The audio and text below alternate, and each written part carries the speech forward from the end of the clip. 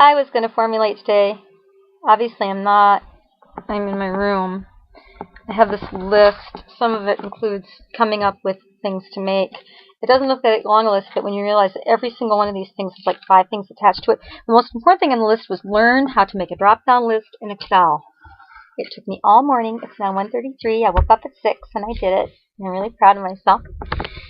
I was missing an equal sign. I used to teach Excel. That was before all the ribbons and stuff. It's different now. It's not the same thing as it was. And the Excel stuff was such a minor part of what I taught. It's out the window. Word, like that, PowerPoint, easy peasy, some other stuff. But Excel and Access remain this sort of things for me. And I'm working on that. And then I have to go through and I have to work on the HLB system again, which is hydrolytic balance system. Don't worry about it. You just need to know it's what holds your lotions together. It's really important that your lotions stay together. Lotions, shampoos, conditioners. If you have to shake that, they're made wrong. Sorry, it's true. I have some really nice stuff from a company that rhymes with plush that's they're still good for 4 or 5 months, but 2 months into ownership they separated. They were not emulsified properly. And their attitude is to shake it up. Well, once it breaks, the preservative no longer has efficacy. And you can get bugsies in there. And those kinds of bugs can contain things like MRSA, staph MRSA is the type of staph, yeast, mold, just god-awful mold that will hurt you. Mold yeast and fungus is the same thing as mold. And gram A and some gram B germs, yeah, you don't want those in your product. I don't care. I don't like preservatives. Yeah, good for you. Would you eat the moldy green pear in your fridge that's got the fuzz growing on it? No. Then if your makeup doesn't have it, and you know what, that mold happens, it starts without preservative the next day. Water and oil, it's like a bug party. Woohoo! We're gonna party like a rock star! Okay? Some stuff you can keep in your fridge for a couple days, but I wouldn't even do that. I don't trust anything that doesn't have a preservative in it. I'm sorry. And I know people are scared of preservatives, but you know what? What you can get from not getting them is... So today I've got 2 beefs. I'm going to do them in 2 videos. One is for formulators and one is for the public. So this is my for formulators beef. Don't ask me or anybody else for a formula. Especially if you're new. Especially if you see all these different products and you don't know what they are. If you don't know what the HLB system is, what to put with what oil, then for Christ's sakes, learn about it. There's free stuff all over the web.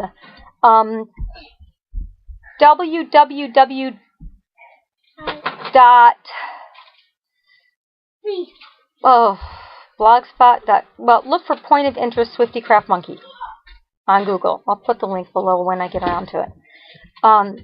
You want to learn about stuff, she's got links and links and links, and her stuff's really, really good. She can teach you about anything about making your own product. But her place is it's a start. It's not a finish. Start. If you learned about everything, like nylon 12, I recently asked somebody what I'm supposed to do with it. I bought it because I know it's going to go in a lot of things that I like. It's a film former. But I'm not quite sure how to use it. And I made the stupid, dumb mistake of asking someone who uses it all the time what I'm supposed to do with it. And she slapped my little paw, just like she should have slapped my little paw, and by just not answering me. And then she said, I use it to press things. I love her because she doesn't say, you're asking for too much information, moron, but you get it. You get it quick. I'm sorry, I've got diatomaceous earth on my hands. One of the things I did do today was diatomaceous earth with edible diatomaceous earth. All of the animals and the carpet and stuff. So we can finish getting these damn fleas out, and then we're getting the carpet out. Asking somebody with experience, what's your formula? Now, sure, I get up inclusion lists of what's in things, and I look at them very carefully. But then I use that inclusion list to improve on it. Because if I'm just going to make what they make, why am I making it? That's kind of stupid. Let's buy it from them. They innovated. My goal is to take somebody else's ideas, innovate with them, thank them for the inclusion list, send them back my inclusion list, and let them innovate further if they want to. Be honest about it. Be honest. But don't just say, okay, this inclusion list says this, this, this, and this. What are your percentages? What is usually used at 1%? What's usually used at 10%? What's usually used at 15%? And then you can start monkeying around playing with it. And this is a long-term process. It takes a long, long while. The other thing is at craft markets, and I hear this every week. I either hear it at my friend's jewelry shop, where she puts her life and blood into her art, and I hear it in my melt and pour soaps. I can buy that stuff at Joann's and Michael's and do just as good a job. First of all, I don't buy my melt and pour soap at Joann's and Michael's. There's nothing wrong with Joann's and Michael's. It's a little drying.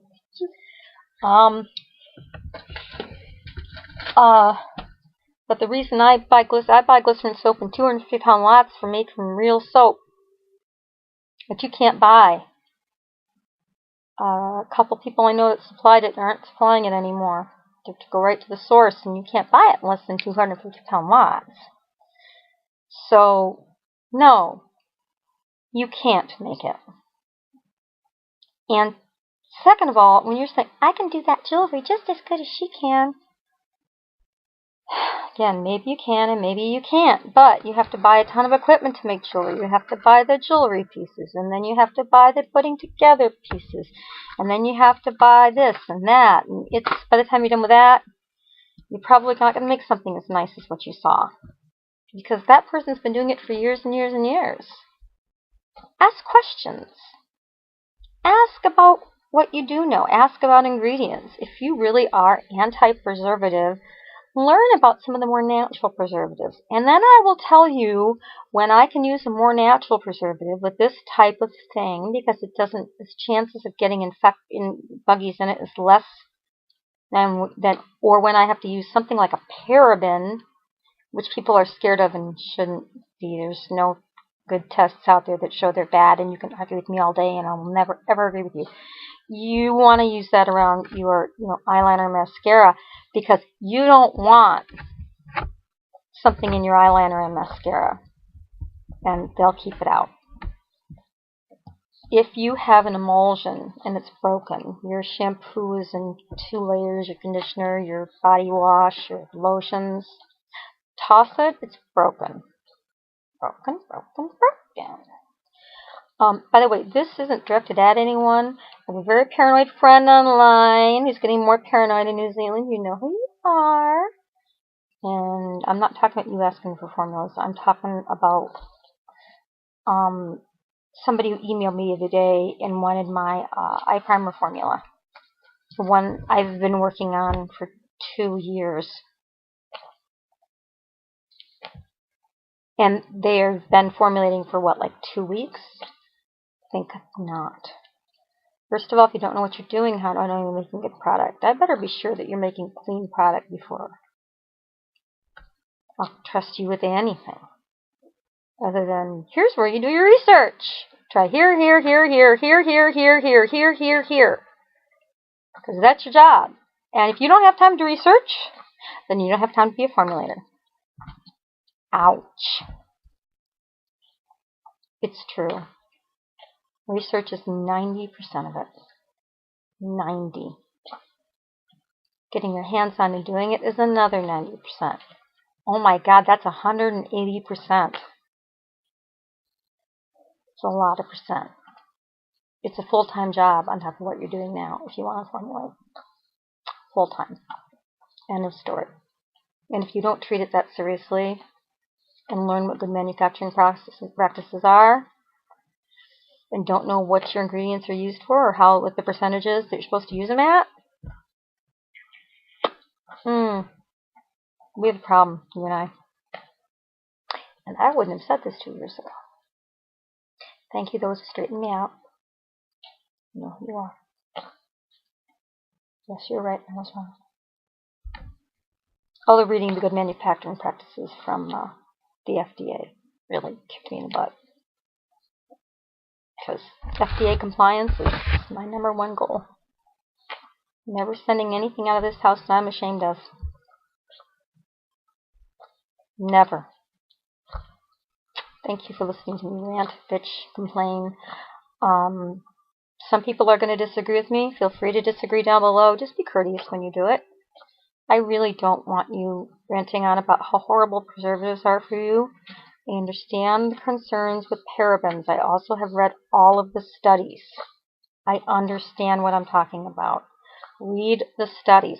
Follow them up. Just don't take anyone's word for it, because everybody knows it's a really weak argument. Okay? That's all I'm saying. Find out for yourself. Then make your own decision. Don't be a sheeple.